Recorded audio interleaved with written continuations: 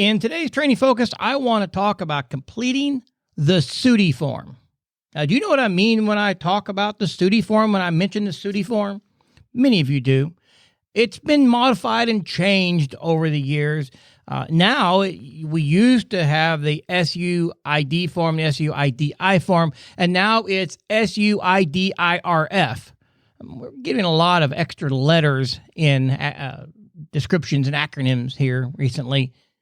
But that actually stands for Sudden, Unexpected, Infant Death Investigation Reporting Form.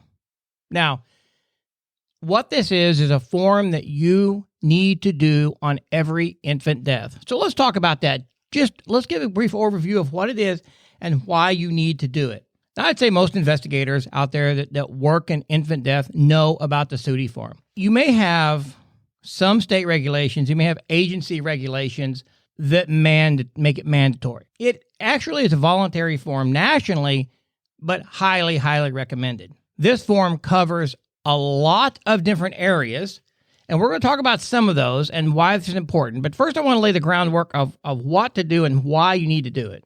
So this SUIDI form should be done on every infant death. Now, it's recommended that the coroner or medical examiner, I'm going to call that the CME, whether it's the coroner or medical examiner investigator, the CME. So the CME and the police detective or whatever law enforcement is involved in its infant death, it's recommended that both people, only two, one CME, one law enforcement, sit in a room with the parents and ask these questions. You don't want a whole lot of people in there, but you need to find one person to ask the question and somebody else just taking notes. My recommendation, and I have been on both sides of the fence. I have been law enforcement. I currently still have a law enforcement commission, but I'm retired law enforcement, and I've been in the coroner industry for years. So I was a police detective for a lot of years. So I come at this with both sides, and I'm telling you, generally, the best person to ask the questions on the SUIDI form is going to be your CME. And the reason for that is broad brush here a little bit, but in most cases, your CME is not going to come off quite as authoritarian as law enforcement. And I've had to work really, really hard at doing that. And if I have a case that I've started working with the parents, I will follow through with it and not change CMEs in the middle. But I have to really watch it. And over the years, since I've retired a few years ago, I've gotten a little bit more soft-hearted. Now, that's not a slam against law enforcement. Again, I'm not throwing rocks here at myself. I'm just saying, as law enforcement, a lot of times we have that just the facts, ma'am mentality. Now, we do just need the facts, but sometimes we want them to expand a little bit, and it's how we approach, and there's a whole lot more to that I don't have time today to talk about. But if the CME is actually asking the questions on the form, and the law enforcement officer is in the room and maybe making notes of things that they might interject if it's really important to clarify something, but for the most part, it's best for the CME to ask the questions throughout the form, and then the law enforcement take notes, and then after the whole form is complete, the law enforcement can then ask some clarifying questions. And then by doing it together, both entities have the same information. Both entities have their questions answered. And there's no reason then to go back and try to fill this form in later or to get additional questions answered. Now, I'm not saying there might not be additional questions later, but the preliminary stuff that you need up front is important to get up front. So when do you do this form? Well, that's the other thing that's a little bit at odds in some places. It is best recommended that you do the form the same day that you're investigating the death of the infant. So let's say generically that they find an infant dead at 6 a.m. in the morning in their bed. Of course, everybody comes, an ambulance comes. Hopefully they don't haul a dead baby to the hospital, but that's for another time. Sometimes they do. But nonetheless, you are involved. CME, police, you are now involved in his death. You deal with the infant, you photograph, you do all of that at the hospital or at the scene. You start talking to parents. You either pull them out of the scene to your office or something, but then you do the SUIDI form right then, right now. And then you also, if it's the case that's a fairly young, under 6 months, certainly under 8 months, certainly child, then you'll want to do a doll reenactment, and then you do that right then. So that can be a very long day, but parents are in shock. They've got a lot going on. They want to know what happened to their baby, even if one of the two of them are guilty of something, which generally they're not, because statistically, babies die of accidents and naturals rather than homicide, statistically. But even if one of them is, they're going to be still cooperative, right, to try to show that they didn't do anything. If you wait 2 or 3 days, and I've had CMEs tell me, well, I like to wait 2 or 3 days, or at least till after the funeral is over, to schedule the appointment to go back in and do the SUIDI form, just because it gives them some time to... I understand that their concept of that. The problem is the likelihood of them rejecting you is higher because they're going to want to put this behind them. They're going to not want to sit down and talk about it again. They're in a grieving process. They're in shock on day one, and you can pretty well lead them around how you need them because they know that you're there to help, and you are there to help, and you're getting this information. It's 2 or 3 days later when they want to stop. Just stop asking questions. They're done with family, the funeral, all this stuff going on. They just need some time. It's harder to get back in. And so if you think that that's really bad to do that to the parents on day one, ask all these questions. The parents want answers. And if you explain to them that these are going to help get you the answers, then they're willing to do it.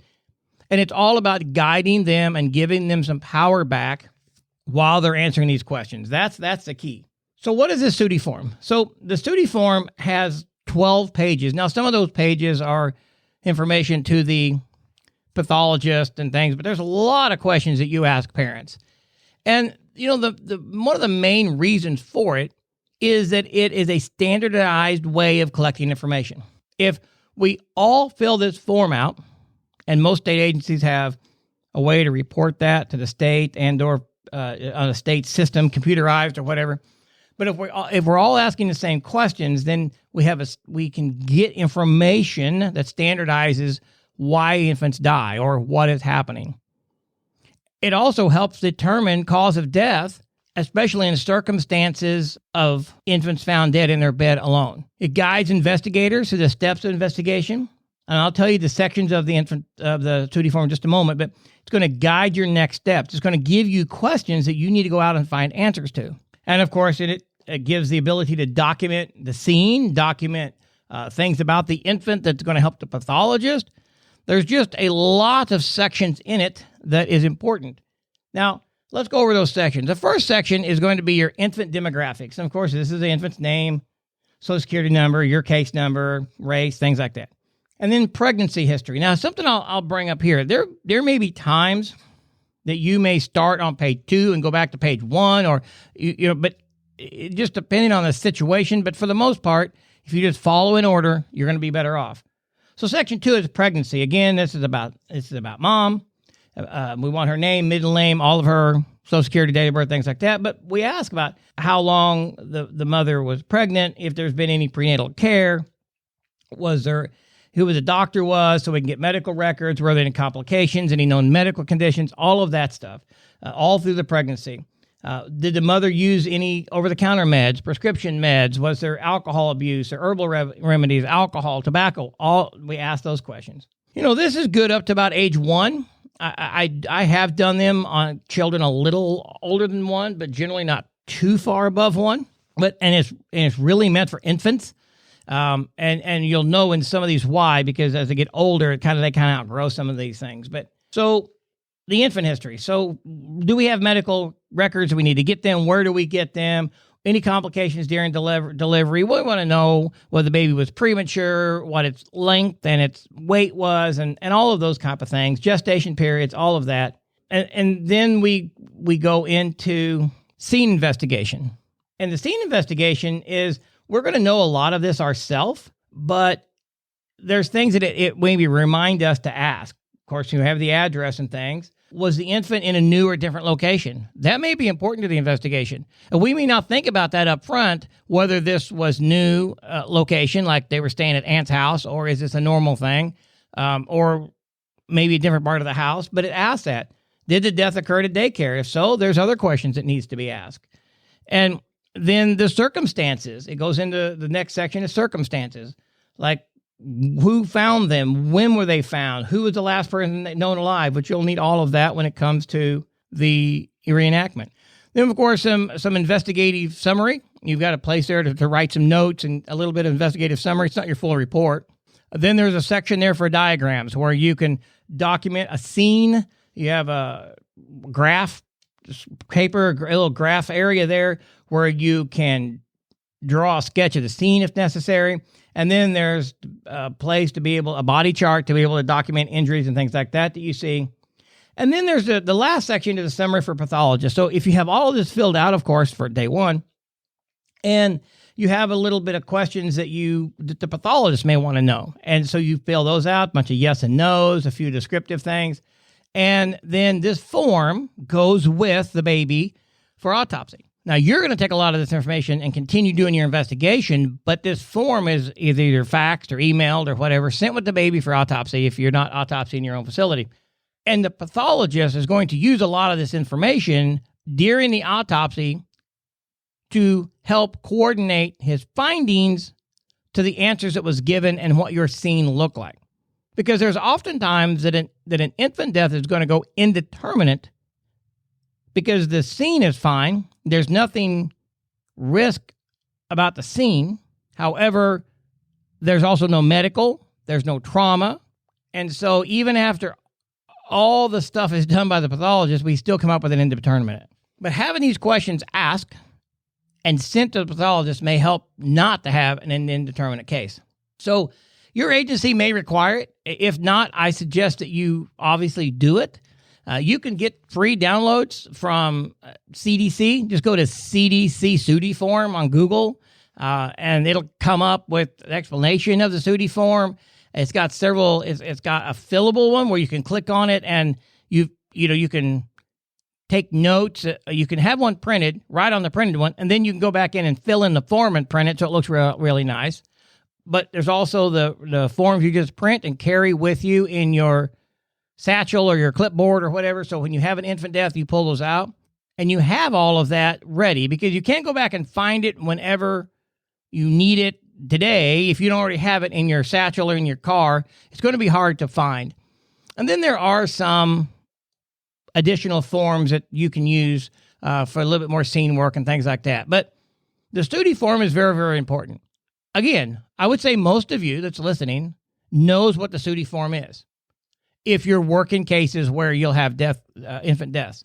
If not, if you're in that position and you don't know what one is, please familiarize yourself with it. Please print yourself a couple of copies of it so you have them and use them.